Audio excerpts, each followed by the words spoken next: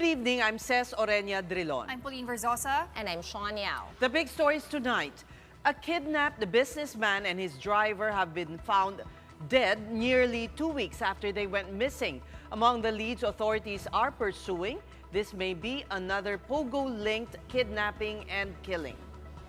And less than a day after it came into force, U.S. President Donald Trump announces a 90-day suspension on reciprocal tariffs with the exception of China. Now, how did the tariff pause affect global markets? And more importantly, how will higher import levies affect the ordinary consumer here in the Philippines? We'll discuss that with BPI SVP and lead economist June Neri.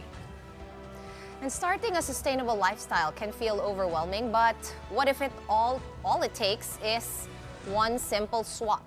We'll see how a locally grown space makes eco-choices more accessible to Filipinos later on for sustainability.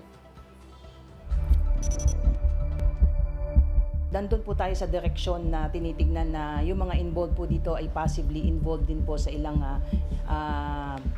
kidnapping incidents po. A steel tycoon and his driver were found dead in Rizal 10 days after they were reported missing. The PNP says it is exploring all angles, including reports that offshore gaming operators may have been involved in the crime. For its part, Malacanang has ordered a thorough investigation, vowing not to sleep on this case. Brian Castillo has tonight's big story. At first glance, these nylon bags look like ordinary garbage by the roadside of Barangay Macabud in Rodriguez, Rizal. But upon close inspection by residents on April 9, the bags bore 2 dead bodies. The victims had nothing on but underwear, their heads bloodied, hands tied, and their faces wrapped with duct tape. Pero ang pagkakabaloktot niya yung isa, yung medyo maliit, medyo ang bench niya pababa eh. Ayun, ganun. Kaya pinagkasya siya sa 2 bag. The Philippine National Police later on identified the remains as those of Filipino-Chinese businessman and steel magnate Anson Ke or Anson Tan and his driver Armani Padilla. There were signs of bruises and some body injuries po doon po at meron din pong sign ng strangulation po. The victims were last seen alive on March 29 while leaving their office in Valenzuela when both did not come home. Ke's family filed a report with the police. By April 8, the businessman's black luxury van was found abandoned in Barangay Bahay Toro, Quezon City. For the PNP, this is not a plain case of kidnapping. According to a reliable source, the tycoon's family paid ransom in 3 installments, amounting to almost 100 million pesos.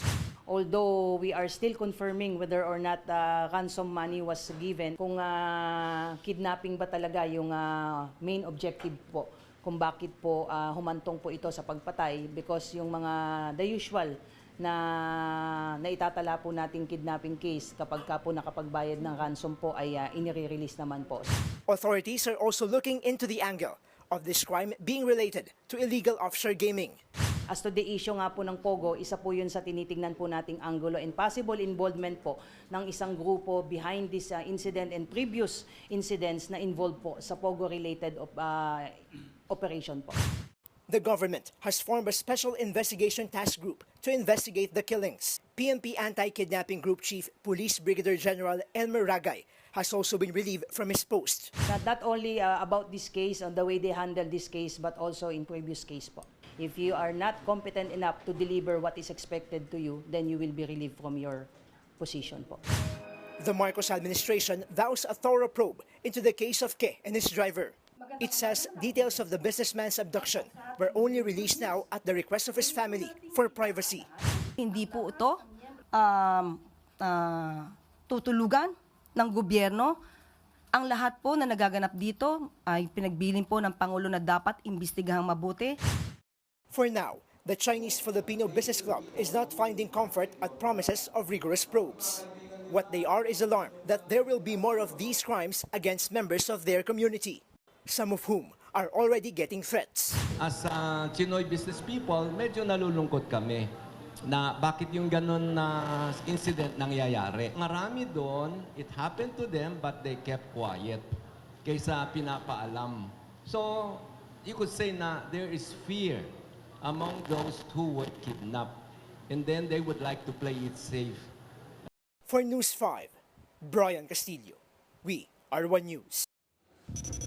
We now speak to Cecilio Pedro, Honorary President of the Federation of Filipino-Chinese Chambers of Commerce and Industry, Incorporated. Good evening to you and welcome to the Big Story, sir. First of all, you were one of the first who came out on media about the abduction, and now we hear the PNP linking this to a possible pogo killing. What is your comment on this, sir?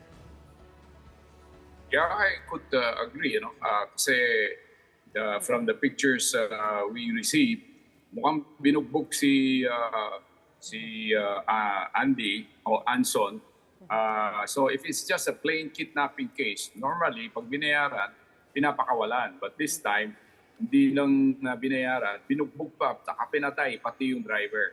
So there is something deeper that needs better, maybe more investigation, and malaman natin kung what is truly or what is behind, bakit na-kidnap, binugbog, tapos pinatay pa after receiving ransom. But being in the steel business, what could possibly link him to pogo operations, sir? He's in many businesses. Aside from the steel business, he's also in the restaurant business, in the warehouse business. Marami siyang negosyo pinapasukupan. And so I don't know from which source or from where is it coming from. But definitely all other areas should be looked into properly. And it's not a simple kidnapping case. Kasi ang kidnapping, pera lang ang hinahanap. This one, binugbog talaga. If you see from the pictures, pasang-pasa yung mukha niya at saka tinali. So it's hate crime. I think may galit, matinding galit kaya ginawa ito kay Anson. And you would confirm the payment of ransom of what amount, sir? Sa pagkakaalam nyo, magkano po? Wala akong confirmation It's from the news, from rumors going around in social media na binayaran daw. And I don't know how much was really paid. But the fact is, money went around, and I think the victim, the family was willing to pay as long as the person will be released unharmed. Not knowing na pagkalabas nito, pinatay pa. Normally, sir, the Filipino-Chinese community are mum about such cases. What made you come forward to media about this particular case? We are worried, we are concerned, and we are at this point not just concerned, we are outraged at what is happening. This is not just concerning the Chinese or Filipino-Chinese businessman. This is about the peace and order in our country today. We need peace and order. We need to be restored so that we can generate more investments coming into the Philippines and create more jobs. This is, for me, is a no-no for investment. Matatakot Pati yung tourists will be afraid now to come to the Philippines knowing that they could be kidnapped. So this is really bad for all of us, not just for the Filipino-Chinese, for the entire community and the entire country as a whole. Okay, it wasn't only you who spoke up. Actually, si Eva Poon ay nag-post rin sa kanyang Facebook account. Sabi niya nakakabahala ito kasi hindi nga nababalita at ang dami-dami daw mga insidente. According to official numbers by the PNP, for 2025 alone, we've had 12 kidnappings. Supposedly, only 2 of those are foreigners. Base sa inyong pagkakaalam sa FFCCCCII, ilan po yung numbers ng kidnapping cases that you guys are aware of?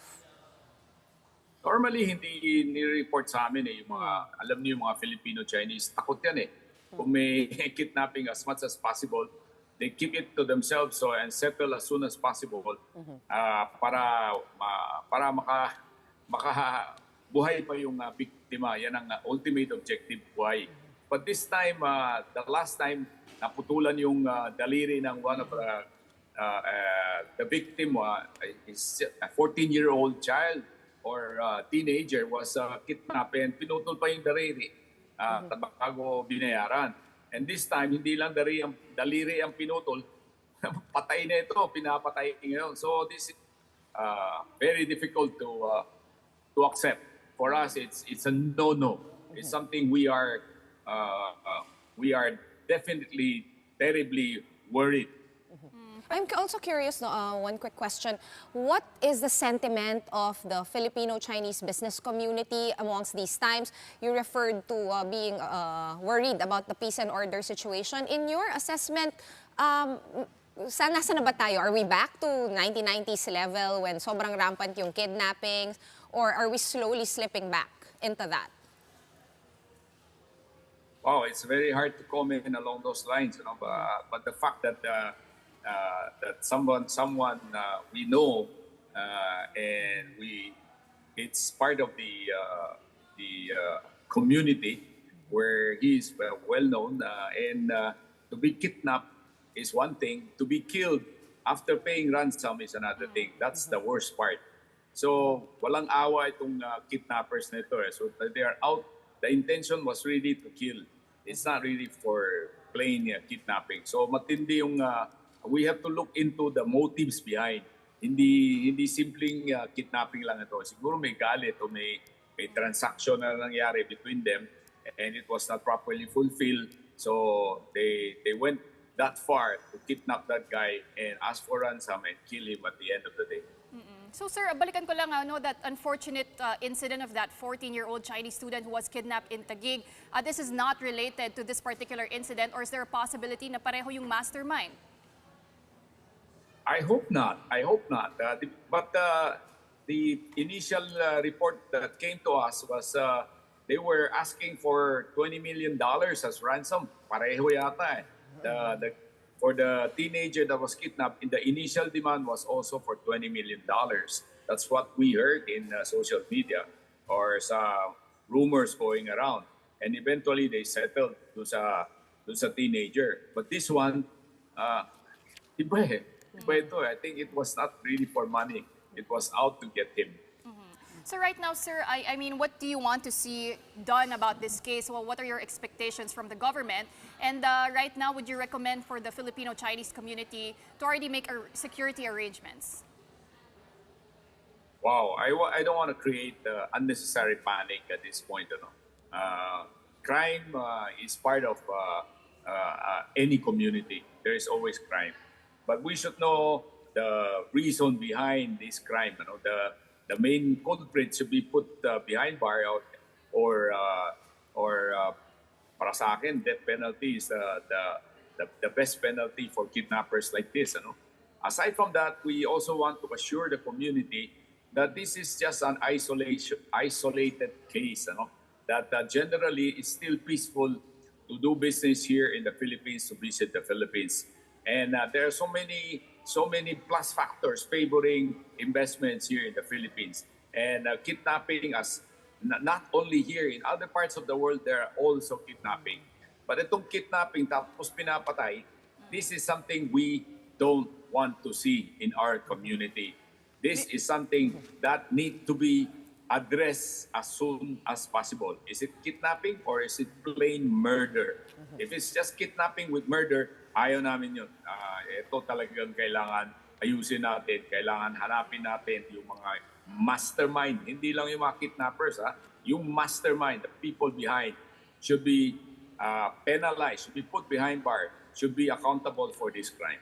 Mr. Pedro, since the PNP is linking this crime and the abduction of the 14-year-old to Pogo, what do you have to say about the government's efforts to clamp down on Pogo operations, which is yet unfinished? Wow. Probably the logic why blaming it on Pogo, sarado na kasi yung Pogo, and many of the Pogos are still around, and wala na silang trabaho. So they'll be looking at other ways of making money, and this could be one of them. So probably that is the reason. But I really don't know what is the reason behind this particular kidnapping. We cannot just blame on Pogo, not knowing what is. Kasi may mga Pogo na legitimate. Hindi naman lahat ng Pogo masama. Ang hinahanap natin yung mga illegal, yung mga namamatay tao, yung mga tawag yan, I don't know how to name them, but they are really the bad syndicate, the bad elements in the community. And these are the guys we need to arrest, we need to neutralize, and we need to bring them to justice. Yun din nga yung naisip ko, no, Mr. Pedro, kung convenient scapegoat ba to keep blaming yung POGO or POGO-related people na sila yung responsible parties behind these crimes. Do you think it's a convenient scapegoat para lang may masabi, may masagot sa atin yung gobyerno? Or do you think it's also possible na talagang may katotohanan? As I said, hindi ko alam yung hindi ako nag-investigate. So all of this could be possible, but that's just one of them. There could be other angles that we should look into. More importantly, kidnapping is wrong. At the end of the day, any kidnapping is wrong. Should the Federation have an official stand on POGO operators, legal or illegal? Yes, we are at the forefront. We are against POGO in the sense that we also receive this kind of complaints from the Chinese embassy. They are also against POGO. Dahil yung POGO, the victims are mostly Chinese in mainland China. And we don't want this POGO operation to hurt our relationship with China, because we need China to continue looking at the Philippines as a potential for investments, for bringing their factories back to the Philippines so we can generate more jobs. So para sa akin, legally, I don't mind. But illegal, hindi po pwede sa amin yan. And especially those elements that are involved, not just in illegal POGO, but in, ano tawag yan? There is a term they use. It's, I ran out of terms. It's lokohan. Niloloko nila yung mga nag-gambling inside using online, which is really, really not just hurting us, but hurting Chinese in mainland China, which is not only China. I think it's all over the world. As long as you join them in this online gambling, they will take advantage of you, and it's not good for all of us. Mr. Pedro, one quick question, not related to kidnapping and our peace and order situation, but to Trump's reciprocal tariffs, which he just suspended, except for China. Ano po yung naging general reaction nung chamber sa mga tariffs na ito, and are you satisfied with the government response? The war right now going on, the trade war, is between America and China. And definitely this is going to hurt both countries. The Americans will be penalized with higher prices, and China will slow down because they cannot export as many goods to America. But on our side in the Philippines, I expect this probably could even benefit us, because as they cannot find a market in America, the Chinese will find other markets. And Philippines is a good market for them to transfer some of their exports, or even transfer some of their business back to the Philippines so they can export from the Philippines to the America or to USA. So this can be beneficial to us if we can put ourselves or put the house in order to accommodate this possibility. More so, with the challenge, I'm sure prices will come down. China just devalued their currency, yuan. So it's going to be cheaper now to buy Chinese products. Plus the fact that I'm sure they will have excess capacity and excess inventory, which they will sell at a lower price. And hopefully those lower prices will come to the Philippines and benefit us.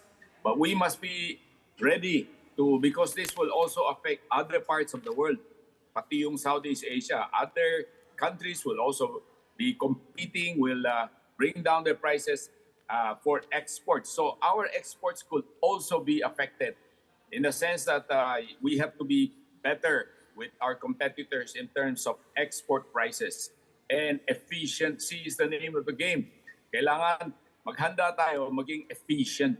Efficiency to bring down costs, so we will make our products more competitive, better quality, and be competitive with the best of the best in the world, which we could if we put our minds together, the private sector, the public sectors, in partnership, PPP. Let's magtulungan tayo between government, private sector, and in the process, make our goods the best in the world. We thank you for your time, Cecilio Pedro, Honorary President of the Federation of Filipino-Chinese Chambers of Commerce and Industry. Maraming salamat. In other news, self-confessed drug lord Kerwin Espinosa, who is running for mayor of Albuera town in Leyte, is now recovering after being shot during a campaign rally this afternoon. Espinosa is waiting for his turn, or was waiting for his turn, to speak in Barangay Tinagan when he was shot. He was immediately rushed to the hospital. Doctors declared him out of danger after sustaining a gunshot wound on his shoulder. Investigation is now underway on the suspects and motive. We're just going to take a quick break, but coming up next, how do U.S. reciprocal tariffs affect prices of commodities worldwide, just like your favorite imported cell phone? Will it cost more here in the Philippines? We'll discuss that next. Stay tuned.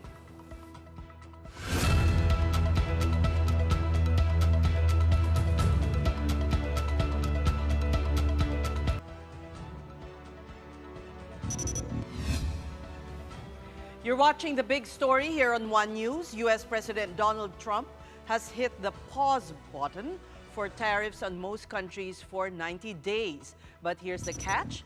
These nations will still be taxed at a 10% rate on imports, with Chinese goods levied by as much as 125%.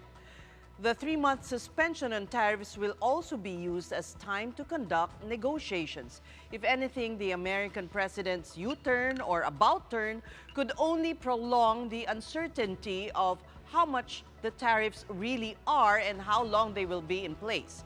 This also gives Trump the opportunity to turn the trade war heat on China, while at the same time ease some fears on the home front that the U.S. is headed into recession. As for Potos, well, he's not the least bothered with the turmoil caused by his on-again, off-again tariffs. For him, this shows the flexibility of his leadership, and Trump says he's not done yet.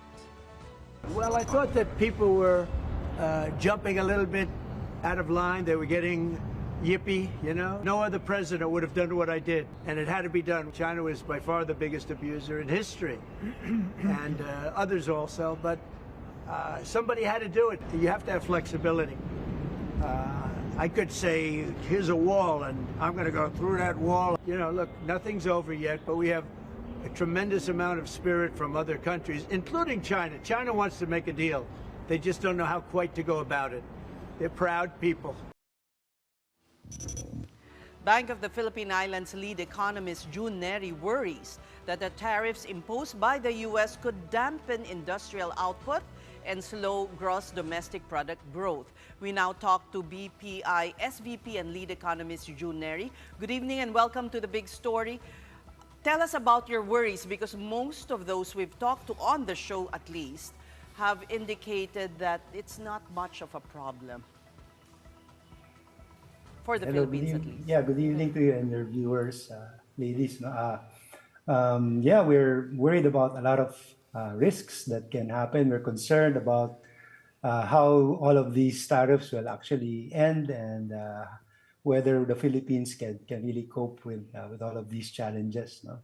Of course, number one is, as we had written in our write-up, very quickly prepared, is it's going to affect key industries directly. Those who sell to the U.S., be it electronics exporters, food manufacturers, or even raw agricultural product sellers, are of course going to be the ones affected directly if the new tariffs will make it more difficult for Americans to spend on them. So those are the direct risks that we're watching very closely. And again, we made a very rough estimate that since our exports are around 2.6% of our GDP, let's say 1/4 of that isn't able to enter the U.S. market anymore in 2025, then that would account for about 0.5% of GDP. You know? So instead of growing by 6.3% as we projected this year,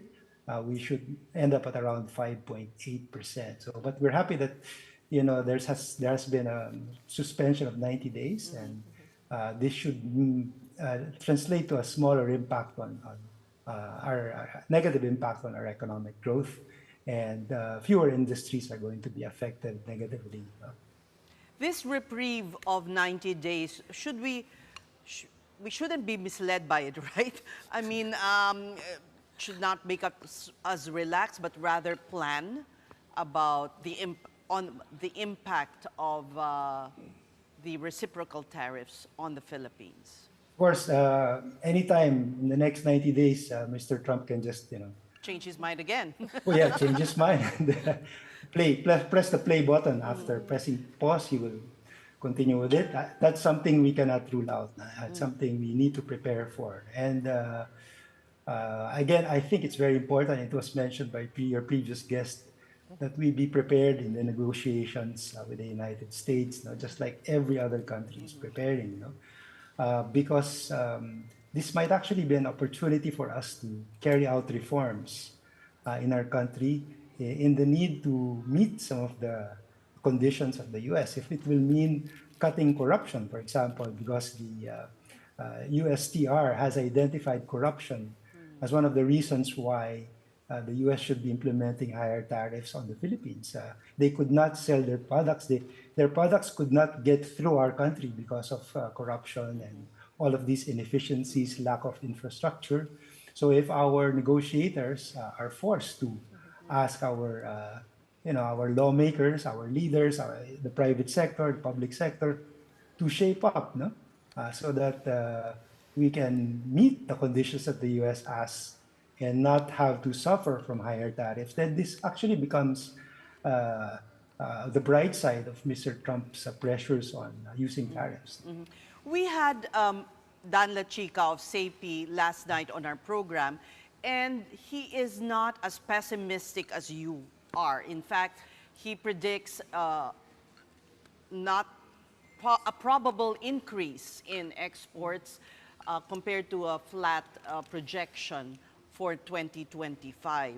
So why are you worried if he, of the industry itself, doesn't seem, he says, what he says is that a wait and see attitude would be the best option to take? Well, we're not ruling out a surprise positive outcome from this. No? Many of the folks we hear who are very optimistic cite the fact that we are being punished with lower tariffs than everybody else. And this should translate to diversion of trade towards the Philippines and more investments being carried out here in our country, since we are able to sell it at a much more reasonable price to the United States. But, to a large extent, some of this could be wishful thinking. It's good to hope for these things, but in the short term, will definitely be some adjustments need to be done, that have to be done.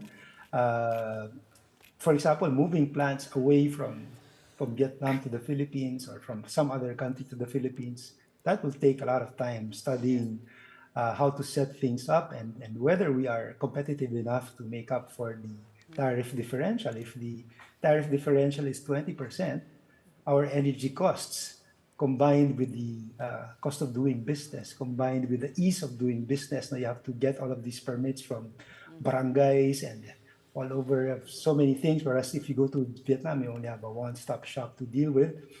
If an investor weighs all of these things, our advantage might actually not be there at all. Yes, it can be cancelled, offset by all of these negatives. So again, hopefully it will help us shape up, but we can't really expect big improvements to happen in the short term. And it's better to really be prepared for to have the contingencies necessary to keep the economy going. And it's good that we have a strong domestic economy. It's a big advantage, I think. Well, June, it seems only economists are a little bit worried because, like you said, and just like the White House said, this period, this 90-day pause, it could be the period for negotiations. And in fact, we saw Vietnam scramble right away, get in touch with the White House. A bunch of other countries, we saw how the Singaporean Prime Minister reacted. And he was actually warning of second round effects. Again, they only were slapped with 10% and we 17%. And yet, he is warning that it's actually the New World Order. It's like a modern economics. It's that reorg that he's afraid of. With this pause, would it be more evident, you say, that China is really the target here? And does that make us safe? And what about the second round effects that we could still face a recession, a worldwide recession? Yeah, so again, the 10% is still there. And 10% we think is higher than what we deserve.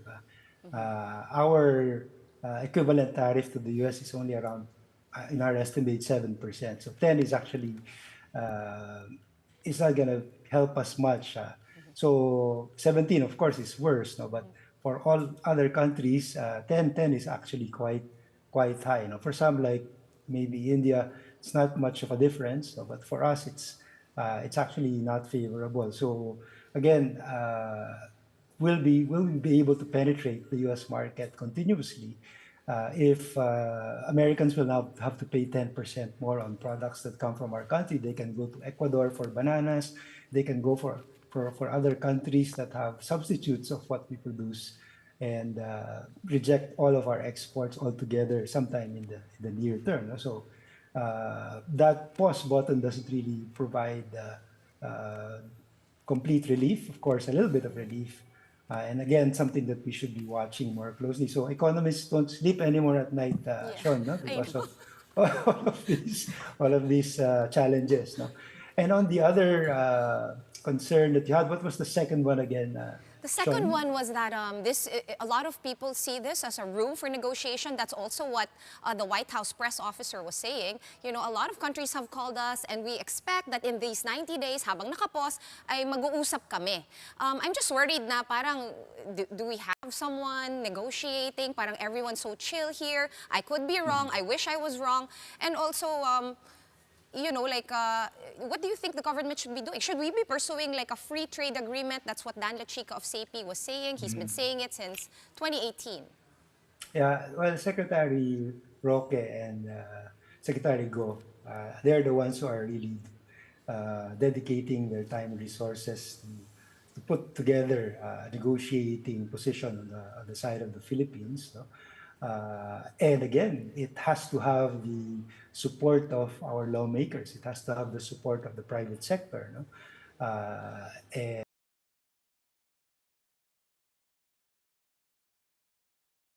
that's why I see this, you know, a bit of a positive thing for the Philippines if it will push us to move faster in our reform programs, improve education, improve the ease of doing business, build up our infrastructure more efficiently, then it becomes a blessing, actually. All of these pressure coming from Mr. Trump, aside from lower oil prices that we are now enjoying, and all of the other decline in commodity prices, the price of rice continuing to go down.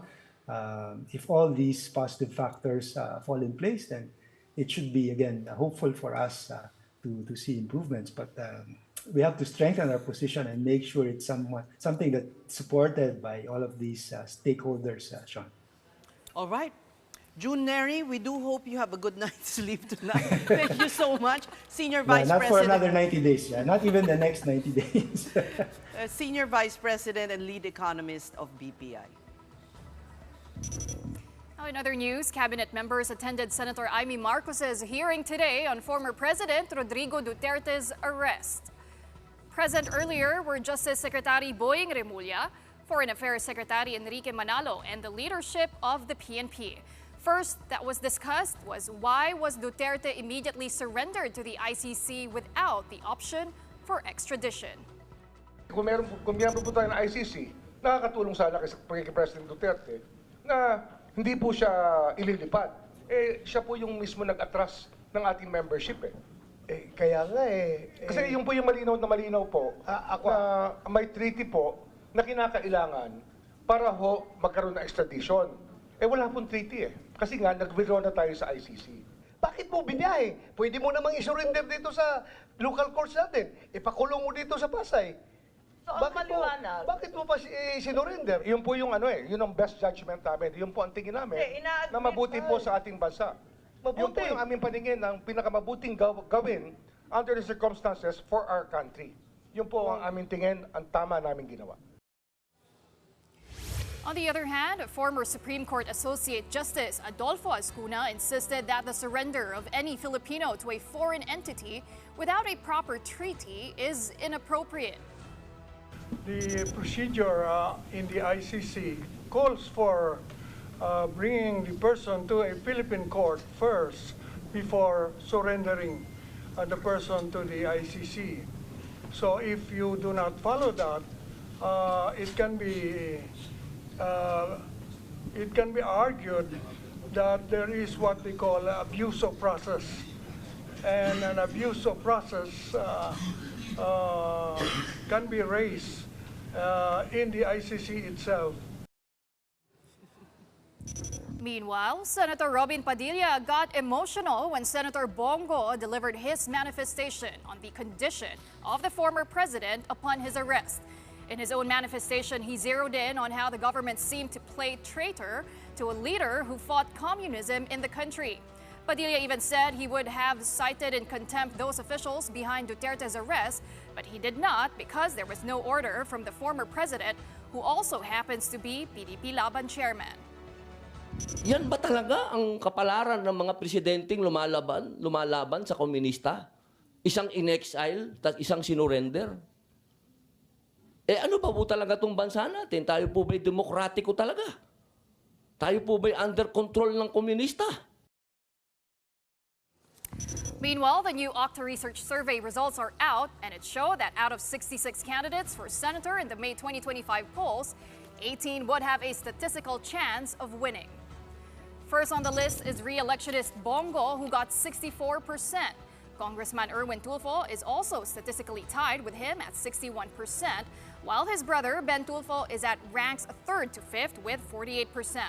Former Senate President Tito Soto and Senator Bong Revilla are at ranks 3 to 8 with 46 and 45% respectively, while Senator Lito Lapid, former Senator Ping Lacson, and Senator Pia Cayetano share the 4th to 10th spots. On the bottom of the Magic 12, Senator Bato de la Rosa, Mayor Abby Binay, and Congresswoman Camille Villar, while former Senator Manny Pacquiao, TV host Willie Revillame, former DILG Secretary Benhur Abalos, and former Senator Bam Aquino all got 29% to vie for the 12th to 18th spots. On the other hand, Kiko Pangilinan and incumbent Senators Francis Tolentino and Amy Marcos would have to work harder as they share the 12th to 19th spots with 27%. The survey was conducted from March 18 to 24 with 1,200 respondents. Time to pause for another quick break, but when we return, we take a look at how one simple swap could help kickstart our sustainable lifestyles. We will be speaking to the founder of Simula PH, a locally grown space featuring sustainable and zero-waste products. Keep it here on One News.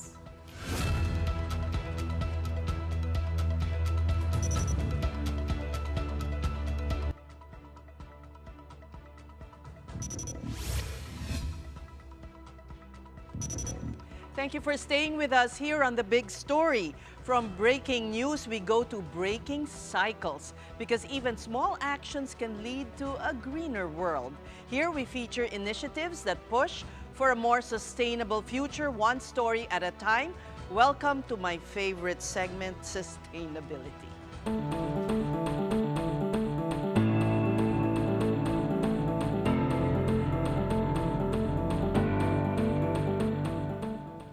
Real change starts small in our homes, in our habits, and in the communities. Tonight, we're joined by the founder of Simula PH, Celina Alejandrino. Simula PH is a locally grown space that makes sustainable and zero-waste products more accessible, offering simple, everyday swaps to help you begin your journey to sustainability. Welcome to The Big Story, Celina. Hi, nice to have you. Tell us how you started. This was in 2018, actually.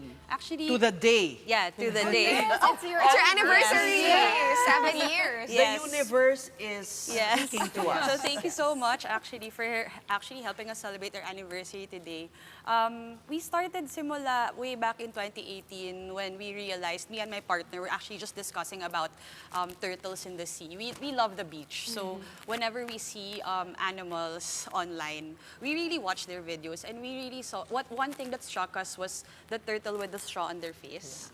And then that's when we realized, I think I have to start something that can make the world a better place. It sounds cliche, but I really felt we had to do something about it. So then, before we started selling eco bags for our family and friends. And actually today we started selling them via Facebook to our family and friends. And then they started asking us, do you have other things that you can sell to us that's an alternative to plastic-free items in the household? So me and my partner Maan, we decided to expand our products in the website. So Simula was Some of born. which you're yes, bringing. actually, I have a few items here that I wanted to show you. So actually, you won't notice there's a lot of alternatives to plastic already, and I'm happy to say that we've touched most of the categories that you can think of. So I feel like Simula is a place for you to probably explore new things that you can and swap to at start home. your sustainability Yes, journey. yes. That's the reason why we called it Simula, because we want to be the place where you can start. We want the place for people that are curious also about sustainability. And I think most of the people, they don't really know what sustainability is at the beginning. Yeah. And it feels intimidating It's for hard people. to explain sometimes. It's a very big word. Yes. Very big word. Yeah, and for us as like regular people, I feel like sustainability is something that's easy once you don't have to think So of what's it as your a complicated- definition? For me, sustainability is making sure there's less waste, creating a circular and resilient economy for us. As much as possible, when I try to use things, I try to repurpose it or upcycle it in different ways. So it can start at home, in your office. Actually, even with the little things that you do on a day-to-day basis, like when I buy my coffee, I make sure that I bring my own cups. So it really starts with you. That's the reason why one of our taglines in Simula is Ikaw ang simula, or Tayo ang simula, because I really believe that change starts with myself. So And I love because when you think of your purpose, you just have to imagine or picture that turtle that had a straw stuck in its nose, right? And then it would be easy for you to remember your why you're doing it, right? And I see a turtle here actually on the table. So cute! Yeah, this turtle is made of, it's called the brand Tagpi Tagpi.